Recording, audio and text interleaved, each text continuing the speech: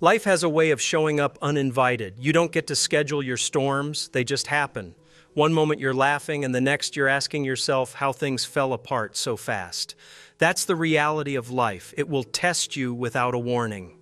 And when those tests come, you'll have two options: fold under the pressure or stick with God and trust Him to pull you through. It's in those moments when you feel like you're running out of options that you discover what you really believe. Anybody can have faith when the sun is shining and the bills are paid. But what happens when the phone rings with bad news, or when the money dries up, or when the people you love let you down? That's when you find out whether your faith was surface level or planted deep. See, storms have a purpose. They're not designed to break you, they're designed to build you. Every great testimony came from somebody who survived a storm. You can't get to the promise without walking through the process. And that process is rarely comfortable, but it's necessary. You might be asking yourself right now, why me? Why this? Why now? And the answer is simple: because there's more in you than you realize. If life never tested you, you'd never know how strong God made you. If everything was easy, you'd never see His power at work in your life. The truth is, God uses tests to reveal who you really are. You thought you were weak, but the test shows you're stronger than you ever imagined. You thought you couldn't survive without that job, that person, that opportunity, but you're still standing. And the reason you're still standing is because God has been holding you up all along. Sometimes the test isn't about what you lose, it's about what you gain. Endurance, patience, trust, wisdom. Every test you pass prepares you for the next blessing. You can't handle the next level without going through the T. Some of you are holding on to people God already removed, and that's why you're frustrated. You're trying to drag them into a future they're not equipped to handle. Sticking with God means trusting Him enough to let people go when He says it's time. And when you finally release your grip on who left, you'll realize something powerful. You didn't need them to fulfill your purpose anyway. God doesn't write your story with disappearing ink. If they were necessary, they'd still be there. So when people let you down, don't let that stop you. Lift your head, keep moving forward, and stick with God, because He's the one person who will never betray your trust. We live in a world that wants everything now. Fast food, fast Wi-Fi, fast results. And when it doesn't happen quick, we start doubting God, wondering if He even heard our prayers. But here's what you've got to understand. Your timing isn't God's timing. He's not late. He's strategic. He doesn't rush because He knows preparation takes time. You've been praying for something and it feels like heaven is silent. But what if I told you the silence doesn't mean denial? It just means God is still arranging the details. You're in a season of waiting, but waiting doesn't mean nothing is happening. Behind the scenes, God is setting you up for something bigger than what you asked for. Think about it. If God gave you what you wanted when you wanted it, you wouldn't be ready. You might mishandle it. You might lose it. You might destroy it. But because He loves you too much, He'll hold it back until you're strong enough, wise enough, and mature enough to carry it. See, God's delay is not God's denial. Delay means He's still preparing it. Delay means He's still protecting you. Delay means He's still building you. You want it fast, but God wants it right. And what's right always beats what's rushed. It's frustrating, I know. Waiting fee, L's like punishment, but it's really preparation. While you're waiting, God is teaching you patience, building your faith, sharpening your skills. He's aligning people, places, and opportunities that you don't even know about yet. And when it finally happens, you'll look back and realize why it couldn't happen any sooner. You'll see how every delay, every detour, every disappointment was actually pushing you into position for the blessing. So instead of being mad at the timing, learn to trust it. Stick with God even when the clock says you're running out of time, because His timing is always perfect. You can't call it faith if it's never been tested. Anybody can believe when everything's good, but faith is proven in the fire. Faith is tested when the doctor says there's no cure, when the job says there's no position, when the world says there's no way out. That's where real faith shows up, We all want the testimony, but nobody wants the test. Yet without the test, there is no testimony. Faith grows muscles the same way your body does, through resistance. Every challenge you face is resistance training for your faith. The heavier the problem, the stronger your faith can become. Sometimes God allows the test to show you what's inside you. You thought you'd break, but you didn't. You thought you'd quit, but you kept going. That's faith being proven in real time. It's not theory anymore, it's reality. Think of every person in the Bible who did something great. Every one of them had to pass a test. Abraham had to put Isaac on the altar. Joseph had to sit in a prison. Daniel had to face the lions. They all had faith, but the faith wasn't real until it was tested. You might be in the middle of your test right now. You might be asking, why am I going through this? But the real question is, what is this building in me? Because faith that has been tested is faith that cannot be shaken. And when you pass the test, you come out with confidence. You start saying, if God brought me through that, He'll bring me through this. Every test becomes proof of His power in your life. So don't be afraid of the test. Embrace it. Stick with God through it, because the test you're in today is building the strength you'll need for tomorrow. Fear is one of the greatest dream killers on this planet. It'll whisper in your ear, "You're not good enough. You don't have what it takes. What if you fail? What will people think?" And before you know it, fear has talked you out of the very thing God called you to do. If you let fear run your life, you'll stay stuck in the same place, never experiencing the fullness of what God has prepared for you. Fear always shows up when you're close to something great. It doesn't bother you when you're sitting still. It doesn't come around when you arena making moves. But the moment you step out in faith, fear shows up because it knows you're stepping into something powerful. That's when you've got to decide, will I bow to fear or stick with God? Here's the truth. Courage is not the absence of fear. It's the decision to move in spite of it. If you wait until you're not afraid, you'll be waiting forever. Sticking with God means taking that step even when your knees are shaking, even when your voice is trembling, even when your doubts are screaming louder than your faith. Fear magnifies the what-ifs. What if it doesn't work out? What if I get rejected? But faith flips the script and says, what if it does work out? What if the door does open? What if God actually uses me? When you stick with God, you let faith answer fear's questions. Don't let fear keep you comfortable. Comfort zones feel safe, but nothing grows there. Fear will convince you that comfort is better than calling, but calling always requires courage. God didn't create you to play small. He created you to walk in boldness. Think about it. Every great breakthrough in your life will require you to walk past fear. And once you do, you'll look back and wonder why you ever let it control you in the first place. Fear is loud, but it's powerless when you step out in faith. So the next time fear shows up, don't retreat. Don't let it run your life. Stick with God because His perfect love is greater than any fear you'll ever face.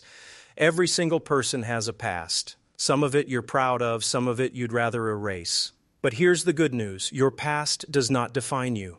Your mistakes, your failures, your regrets, your wrong turns, they don't get the final say. When you stick with God, your past becomes the platform He uses to reveal His power. The enemy wants to trap you in shame. He wants you to believe that because you messed up, you're disqualified. But God says the opposite. Because you messed up and came back to Him, you're qualified to be a testimony of His grace. Your scars don't disqualify you, they authenticate you. If you spend your life looking back, you'll miss what's ahead. God didn't bring you this far just to remind you of your past mistakes. He brought you this far to show you what's possible when you trust Him with your future. But you can't move forward if you're still chained to yesterday. Here's the truth. You are not your failure. You are not your mistake. You are not your weakness. You are a child of God, and that identity is greater than any label life has tried to stick on you. When you stick with Him, He redefines you according to His purpose, not your past. Think about all the people God used who had a past. Moses was a murderer. David was an adulterer. Paul persecuted Christians. Yet God still called them, still used them, still wrote their names into history. If He did it for them, why wouldn't He do it for you? You can't erase your past, but you can stop letting it control your future. You can't undo the decisions, but you can learn from them. God doesn't waste anything, not even your worst moments. When you stick with Him, He'll take what the enemy meant for harm and turn it into something that blesses others. So don't live in regret. Don't let your past imprison you. Stick with God and watch Him write a future so powerful it'll make your past irrelevant. Prayer works, faith works, believing works, but none of that excuses you from discipline. If you want God to trust you with more, you've got to show Him you can handle what you already have. Discipline is what bridges the gap between your prayers and your promise. Without it, you'll keep asking for things you're not ready to receive. Discipline means getting up early to work on your dream when you'd rather sleep. Discipline means saving money instead of wasting it. Discipline means saying no to distractions so you can say yes to destiny. It's not glamorous, it's not easy, but it's necessary. Some of you are frustrated saying, "God, why haven't you blessed me yet?" But the truth is, He's waiting on you to show Him you're ready. Why would He pour out a blessing you can't sustain? Sticking with God means aligning your habits with your prayers. Here's what discipline does. It prepares you. It sharpens your skills. It builds consistency. And when the opportunity finally comes, you won't be scrambling because you'll already be ready. That's what sticking with God looks like. It's faith plus discipline. Too many people pray for open doors but never prepare to walk through them. And when the door finally opens, they're not ready. But when you're disciplined, you'll be in position. You won't miss your moment because your preparation met God's opportunity. Discipline isn't punishment, it's protection. It keeps you from sabotaging yourself. It makes sure you don't blow the blessing once you receive it. When you stick with God, you realize He's not just blessing you, He's building you into someone who can handle the blessing. So don't run from discipline, embrace it, because the doors God wants to open for you won't swing wide without it. There will come a time when the dream God put in your heart looks impossible. It looks like it's over, like it's too late, like it'll never happen. People will tell you to give up, to be realistic, to let it go. But sticking with God means you keep dreaming even when everything around you says it's dead. Sometimes God will let a dream go dormant so He can resurrect it in His timing. You thought it was over, but it wasn't dead. It was just sleeping. And when the right season comes, He breathes life back into it. That's why you can't stop believing, even when it looks hopeless. Look at Abraham and Sarah, too old, too late, no chance. But God still fulfilled the dream He gave them. Look at Joseph, betrayed, enslaved, imprisoned. His dream looked dead for years, but it was alive the whole time, waiting for the right moment. Your dream isn't too crazy, it's not too far gone, it's not too late. If God gave it to you, He has a way of bringing it back to life. But you've got to stick with Him when it looks like nothing is happening. The worst thing you can do is bury a dream too soon. People will try to talk you out of it, but they didn't hear what God told you. They don't see what He showed you.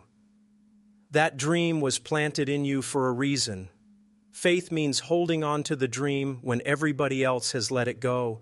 It means speaking life over something that looks dead. It means trusting that if God started it, He's able to finish it.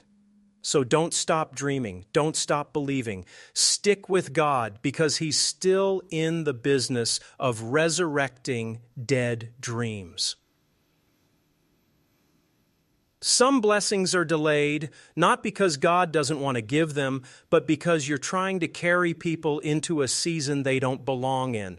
Not everybody can go where God is taking you, and if you insist on dragging dead weight, you'll slow yourself down, wear yourself out, and maybe even miss the blessing.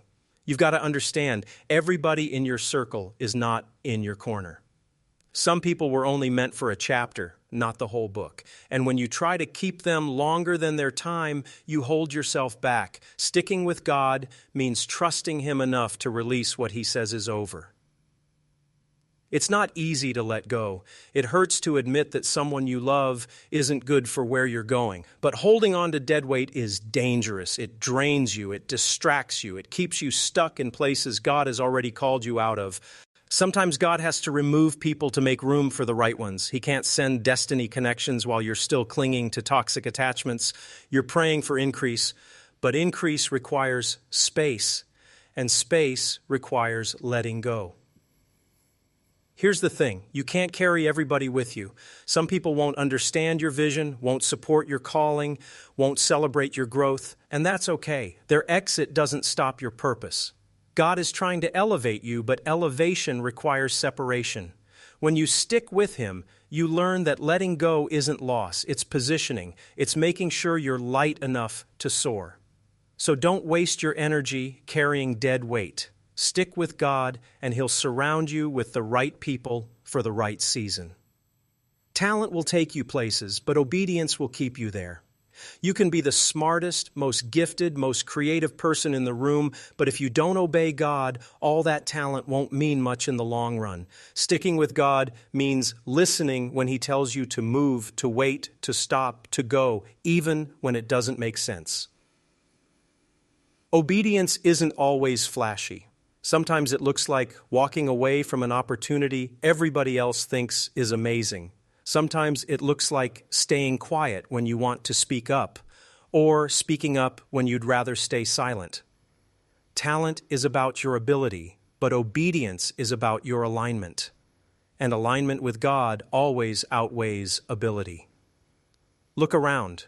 There are talented people everywhere, but not everybody is walking in purpose. Why? Because talent opens doors, but disobedience closes them just as fast. When you stick with God, you learn that obedience is the currency of favor. Obedience isn't always easy because it requires trust. God might ask you to do something that feels uncomfortable or illogical, but He sees what you can't see. He knows what's ahead, and when you obey, you are stepping into provision you didn't even know you needed. Think about it. Moses didn't feel qualified, but he obeyed. Noah had never seen rain, but he obeyed. Peter had never walked on water, but he obeyed. Their obedience opened doors talent alone never could.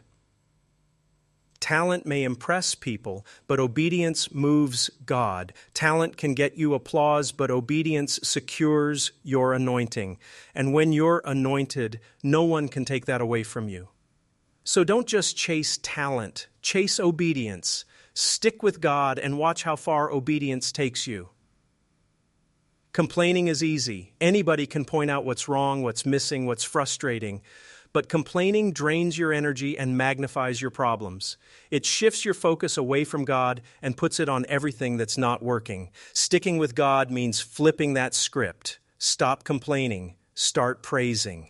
Praise doesn't change your circumstance instantly, but it changes you in the circumstance. It lifts your spirit. It shifts your perspective. It reminds you that your God is bigger than your problem.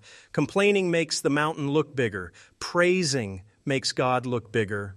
Some of you are stuck in cycles because your mouth keeps agreeing with your misery. Every day you declare how bad it is, how tired you are, how impossible it feels. But when you shift into praise, you start declaring how faithful God is, how strong He is, how able He is. And that shift unlocks something powerful. You see, complaining doesn't invite God's presence. Praise does. He inhabits the praises of His people. That means when you open your mouth to give Him glory in the middle of the storm, He shows up in the storm. Praise is an act of defiance against the enemy. It says, I know it looks bad, but I refuse to let this situation steal my joy. It's not denial, it's declaration. It's saying, I still trust God no matter what. Complaining leaves you empty, but praising fills you up. It gives you strength to keep moving. It lifts your eyes from the problem to the promise. It realigns your heart with hope. So the next time you feel like complaining, switch it up. Open your mouth and give God glory right where you are. Stick with Him and let praise be your weapon. Your mind is a battlefield. Every day, thoughts fight for your attention. Fear, doubt, negativity, discouragement. If you don't protect your mindset, those thoughts will take root and choke out your faith. Sticking with God means guarding what you let in and what you allow to stay. You can't feed your mind garbage and expect to live with peace. You can't constantly surround yourself with negativity, toxic conversations, and destructive habits and still expect to walk in faith. Protecting your mindset means being intentional about what you consume and who you surround yourself with. The enemy knows if he can get your mind, he can get your life. That's why he plants lies. You'll never make it. You're not good enough. God's forgotten about you. But sticking with God means replacing those lies with truth. It means speaking his promises louder than the enemy's whispers. When your mindset is strong, you stop letting circumstances dictate your joy. You stop letting people control your worth. You stop letting fear write your story. A protected mind leads to a powerful life. Protecting your mindset doesn't mean ignoring reality. It means framing reality through God's truth. The storm is real, but so is God's ability to calm it. The problem is real, but so is His power to solve it. The pain is real, but so is His promise to heal it. Every great move of God in your life starts in your mind. If you believe you can't, you won't. But if you believe God can, you'll see Him do the impossible. So guard your thoughts, protect your peace, stick with God, and let Him renew your mind daily. One of the hardest things to do is let go. Let go of the hurt, the betrayal, the disappointment, the person, the season. But if you're going to stick with God, you've got to learn how to release what He says is over. Holding on to what's dead keeps you from stepping into what's alive. We hold on because we're afraid of being alone, afraid of starting over, afraid of not knowing what's next. But what you don't realize is that clinging to what God has already removed is robbing you of the new thing He's trying to give you. Letting go doesn't mean you didn't love them. It doesn't mean it didn't matter. It doesn't mean it wasn't real. It means you've decided that your future is worth more than your past. It means you trust God's plan more than your own. Think about it. If your hands are full of what's broken, you can't receive what's blessed. Letting go creates space for God to pour in something better. He can't fill closed fists.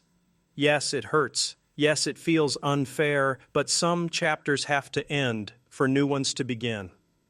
And if you keep rereading the old chapter, you'll never finish the book. God is trying to write something greater, but you've got to turn the page.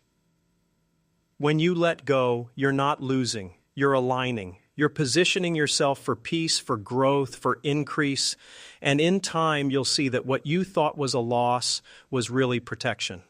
So stop fighting to hold on.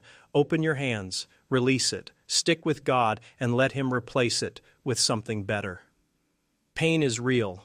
Nobody likes it, nobody asks for it, but everybody faces it. The question is, what will you do with it?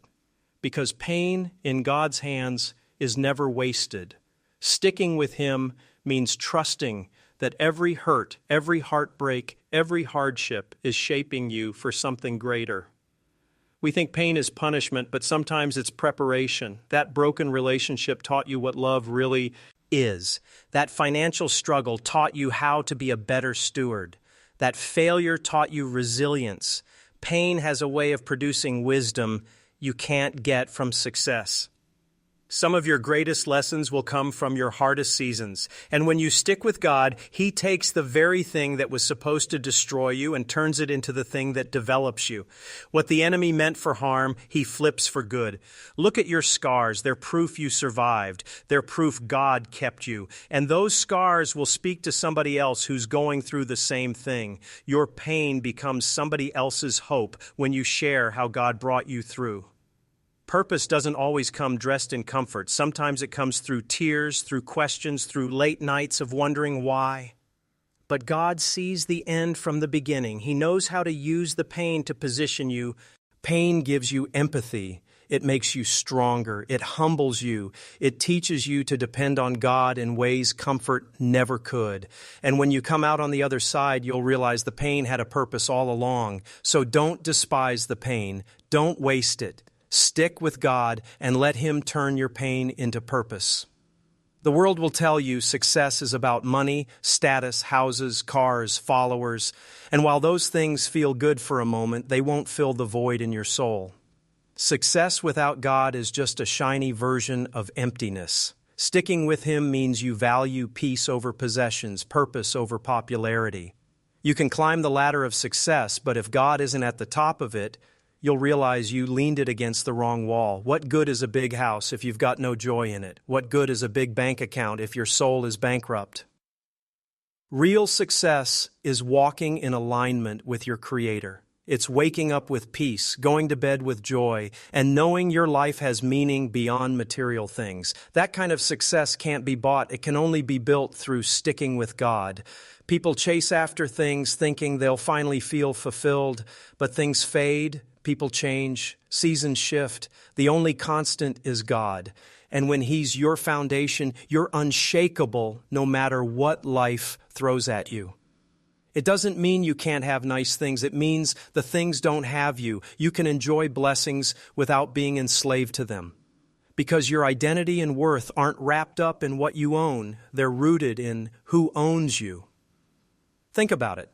What's the point of gaining the world but losing your soul? What's the point of applause if you're still empty inside? With God, success comes with substance. It comes with peace that money can't buy. So don't just chase success, chase God. Stick with Him, and you'll find a life that's full in ways money could never provide. So many people give up right before the breakthrough. They've been praying, waiting, believing, but when it takes too long, they quit. What they don't realize is they were one more step away, one more day away, one more prayer away from the answer. Sticking with God means refusing to quit, no matter how long it takes. Quitting feels easier in the moment. Walking away feels like relief. But regret lasts longer than the struggle. If you quit too soon, you'll never know how close you were to the blessing. The enemy's strategy is simple. Wear you down until you quit. If he can't destroy you, he'll try to exhaust you. That's why you've got to lean on God's strength instead of your own, because your strength runs out, but His never does. Think about the farmer. He plants the seed, but he doesn't see fruit right away. If he gives up after a week, he'll miss the harvest. Your prayers are seeds. Your obedience is seeds. Your faith is seeds. Just because you don't see fruit yet doesn't mean it's not growing. The waiting season is where God builds your endurance. It's where He tests your consistency. It's where He sees if you trust Him for real. Anybody can believe for a moment, but can you believe for the long haul? Don't confuse delay with denial. Don't confuse silence with absence. Just because you don't see it doesn't mean it's not on the way. God is faithful to finish what He started. So hold on a little longer, keep pushing a little further, stick with God, and don't quit too soon. Here's what you've got to remember. You're not fighting for victory, you're fighting from victory. The battle is already won. The promise is already yours. The enemy knows it. That's why he tries so hard to distract you. Sticking with God means walking with confidence that victory is guaranteed. Victory doesn't mean you won't face battles. It means the outcome is already decided. You may get knocked down, but you won't stay down. You may lose a round, but you won't lose the fight. God already declared the ending before you even began. When you understand victory is promised, you stop stressing over every setback. You stop panicking over every obstacle. You start looking at problems as proof that promotion is near, because the enemy only fights people who are carrying something worth fighting for. Victory means even when it looks like you're losing, you're still winning, because God has the final say. The doctor doesn't, the bank doesn't, the critics don't, God does, and His word says, you are more than a conqueror. Victory means you stop living in fear and start living in faith. You start making bold moves because you know the outcome is already secured. You stop hesitating because you realize the fight is fixed. It doesn't matter who walks out, who doubts you, who comes against you. If God is for you, who can be against you? That's the confidence that comes from sticking with Him. So walk like it's already done. Talk like it's already yours. Stick with God because the victory is already promised.